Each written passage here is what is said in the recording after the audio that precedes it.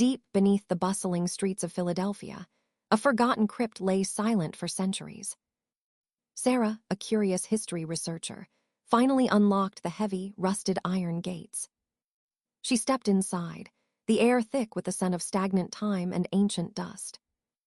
The stone walls felt cold and damp as her flashlight flickered against the damp limestone. She was searching for lost records, but the atmosphere felt heavy with an unnatural pressure. She adjusted her hijab, ensuring it remained modest as she moved deeper into the labyrinthine tunnels of the forgotten cathedral basement. Suddenly, she heard a rhythmic tapping sound echoing from the walls themselves, rather than the floor. It sounded like a pulse, a heartbeat encased in the cold masonry.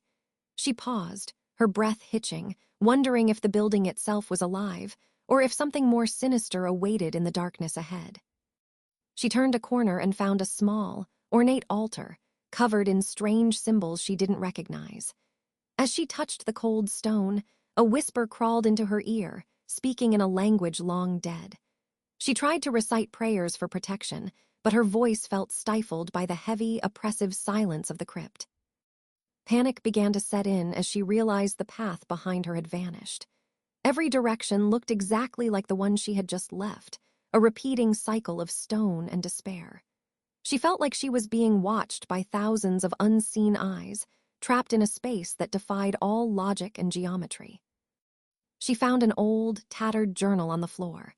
Trembling, she opened it to find pages filled with sketches of the very room she stood in.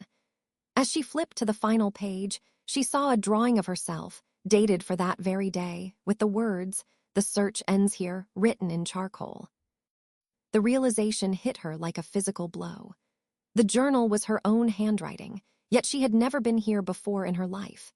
She looked at her reflection in a cracked mirror leaned against a pillar and saw not her own face, but the face of an elderly woman staring back with hollow eyes. She tried to scream, but no sound escaped her throat.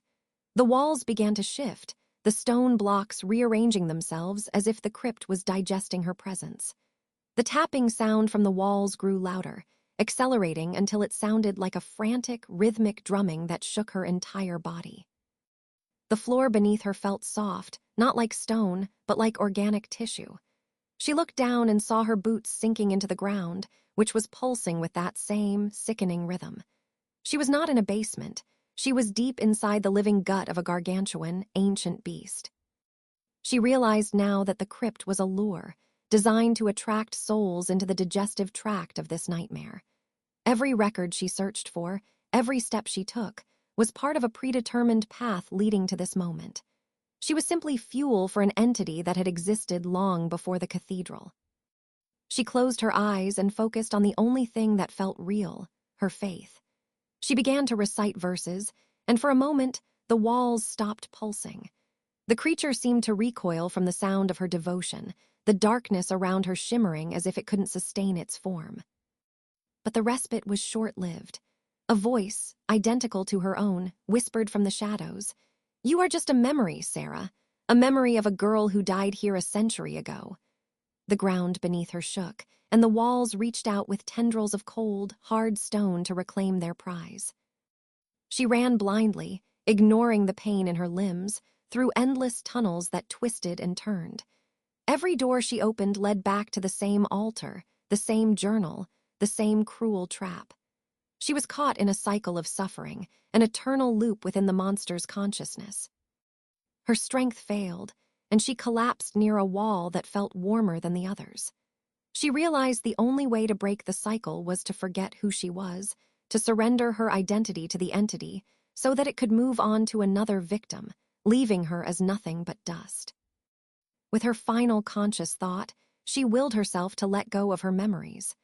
The journal on the floor began to erase itself, the ink fading into nothingness.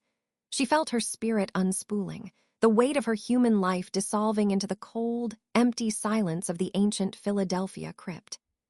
Outside, in the modern world, a new researcher found a heavy, rusted iron gate in the cathedral basement. She had heard rumors of the place and was excited to explore. She unlocked the gate, unaware that she was about to step into a trap that had waited a century for a new soul.